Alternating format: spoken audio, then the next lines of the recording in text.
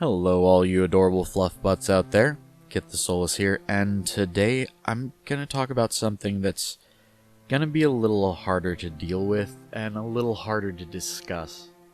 And I want to warn you here and now that this is probably gonna be one of my more emotional videos, because today I want to talk about the effects that abandonment can have on a person. And the reason I bring this up in a rant is because I see this happening more and more. It seems like so many people nowadays are so willing to just permanently cut someone out of their lives, and I don't think they understand the damage that can do to somebody psychologically.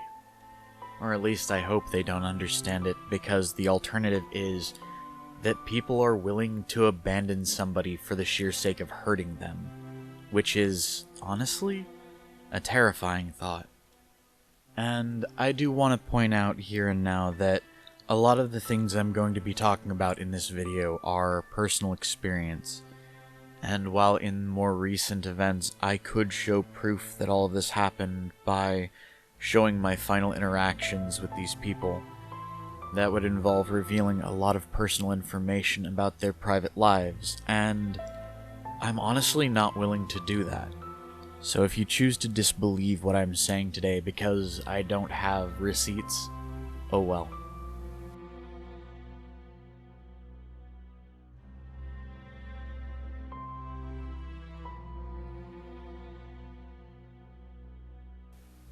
In a clinical sense, abandonment issues are pretty easy to explain. It really just boils down to an extreme fear of losing your friends or your loved ones. It's a form of anxiety triggered by traumatic loss that can have psychological effects ranging from minor to severe. So, like I said, it's fairly easy to explain what it is, but it's not as easy to explain what it's like to live with it. Now, I don't talk about this sort of thing very often because, honestly, I don't like to be seen as a victim. But with recent events, and with how often I see this becoming a problem recently, it feels like it's time for me to talk about this. You see, one of my worst fears in life is that I will eventually have to watch the people I care about turn their backs on me. And I worry about this a lot because it has happened to me a lot in my life. And I know some people out there are going to be quick to jump to, well, you must have done something to deserve it.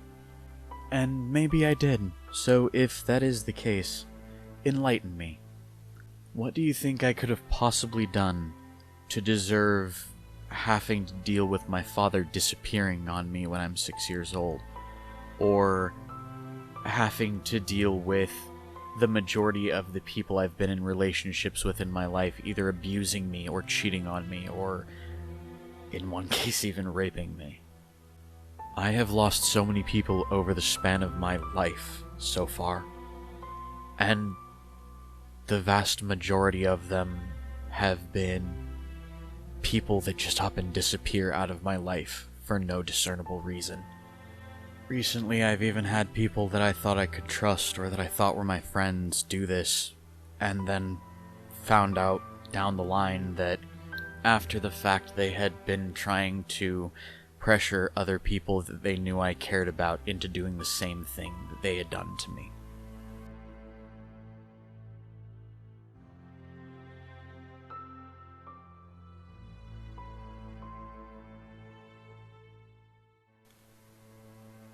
It's hard to explain in words what having these issues does to me, or to quantify how much of my life is affected by it.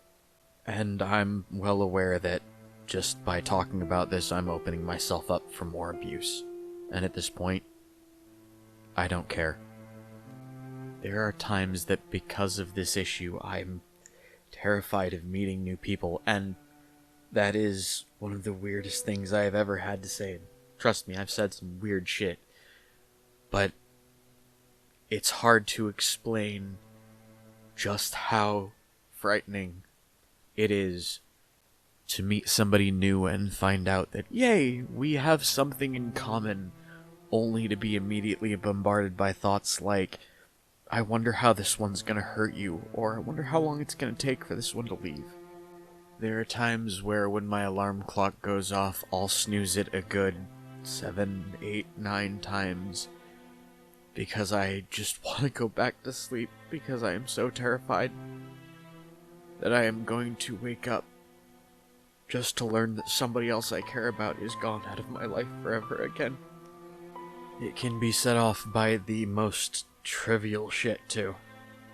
A good example is, as of recording this, at the end of the month that we're recording this in, my fiancé, the man I intend to marry, is supposed to come visit for a couple weeks, and it is the first time I have seen him in 2 years due to COVID, and thanks to something that someone told me nearly a decade ago, I have been for the past week so terrified of the moment I see him again, because I'm so scared that when that moment comes, he's just not going to be there, or he's going to tell me that he doesn't want me anymore, or that he never loved me, or something terrible is going to happen and he's just not going to be there anymore.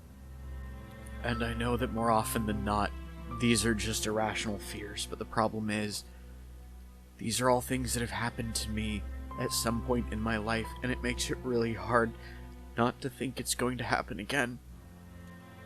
There are even times where I go for days or even weeks without talking to, well, anyone, because I'm so afraid that if I open up enough to be able to talk to somebody I care about, that they just won't be there, and that they'll never come back, and that I won't be able to ask them why they left, or apologize for whatever I did that made them hate me so much.